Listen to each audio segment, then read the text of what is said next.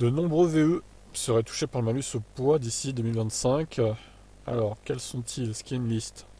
Le projet de loi de finances 2024 contient un volet dédié aux voitures, plus particulièrement il aborde le malus au poids des véhicules. Il s'agit d'une taxe concernant ceux qui dépassent une certaine masse. Pour le moment, c'est 1,8 tonne. On sait déjà que le gouvernement souhaite la baisser à 1,6 tonne en 2024, tout en mettant en place un barème progressif. L'an prochain, rien ne change pour les modèles hybrides et hybrides rechargeables, mais ils seraient concernés en 2025.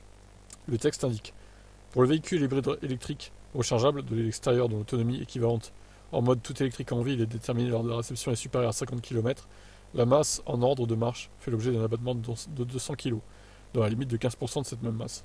Si à l'origine les voitures électriques sont épargnées, une proposition d'amendement pourrait tout changer en les incluant dans le dispositif du malus du poids en 2025. L'amendement en question dit: pour le véhicule dont la source d'énergie est exclusivement l'électricité, la masse en ordre de marche fait l'objet d'un abattement de 300 kg, dans la limite de 15% de cette même masse. En clair, les voitures électriques dont le poids dépasse les 1,9 tonne seraient concernées par le malus. Pour l'exécutif, ça représente 0,2% des modèles de marques françaises vendus dans le pays en 2022. Le constat est identique pour les véhicules électriques assemblés en France. Seuls 0,2% des véhicules électriques vendus et assemblés en France font plus d'1,9 tonne. Autant dire que dalle, quoi. On se demande même qui ça concerne vraiment.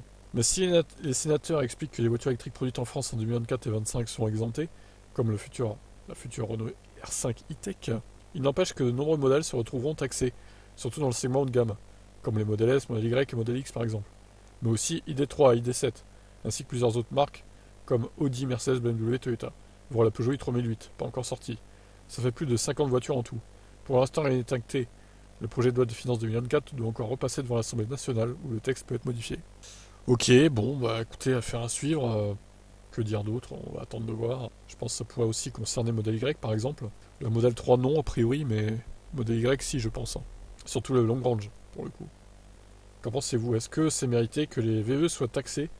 Moi, je pense que oui, parce qu'il y a beaucoup de VE qui font plus de 2 tonnes et je trouve ça aberrant. Bon, par contre, si un jour le Cybertruck arrive en Europe, avec ses 3 tonnes là, il va prendre cher niveau taxe. Wow.